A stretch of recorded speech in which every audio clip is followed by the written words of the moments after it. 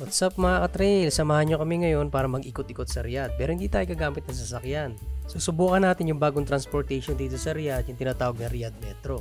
First time naming may experience to ng buong family, especially mga bata, kaya samahan nyo kami mga katrail. At dito nga pala kami magsisimula sa may East An-Nasim Bus Station, 2 minutong lakad mula sa bahay. Makakasama nga din pala natin sa trip na to yung mga katrabaho ni Missy sa ospital. Okay, tara let's. So nandiyan na yung sasakyan nating bus. Siyempre excited na yung mga bata kasi first time nilang gagawin to. So mula rito 5 minutes na travel papunta doon sa may susunod na bus station na pupuntahan natin, doon sa may National Guard. Bali ang pamasahe dito sa may Riyadh Metro ay meron siyang hourly pass o day pass, weekly pass or monthly pass. So yung susubukan natin ngayon yung hourly pass.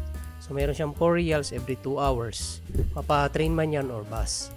Alright, at dumating na nga tayo dito sa may National Guard bus station. Bali yung linya ng mga buses na sinasakyan natin ay tinatawag ding Route 150. Yung nagko-connect mula Al Wisham hanggang dito na sa may National Guard. Okay, so sasakyan na naman tayo ng isa pang bus papunta naman doon sa may Qurais bus station para sumakay ng train. Maiksi lang tong transfer na to, siguro more or less 15 minutes na biyahe. At nandito na nga tayo sa may 403 bus station ng Qurais. Then after neto, maglalakad tayo ng 5 minutes papunta naman doon sa may train station. Dito kami ngayon sa Qurais Station. Dito kami magsisimula para sumakay ng train.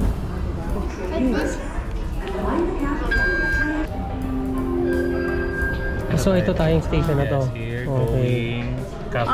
Darating pa rin tayo sa cafe. Change tayo ng line. Doon talaga change ang lahat. Pwede tayo ng alignment. So ang plano, mula rito, pupunta kami doon sa may CAFD o Financial District Train Station para magpalit ng linya ng train at mapuntahan yung isa sa plano ng lakad na to, napuntahan yung 1/2 million coffee signature.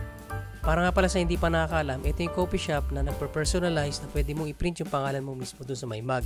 Medyo nag-trending to noong nakaraan, especially yung purple mug. Kaya tatry namin kung makakakuha kami. Okay, so tanaw na dito yung Financial District. So medyo malapit na tayo.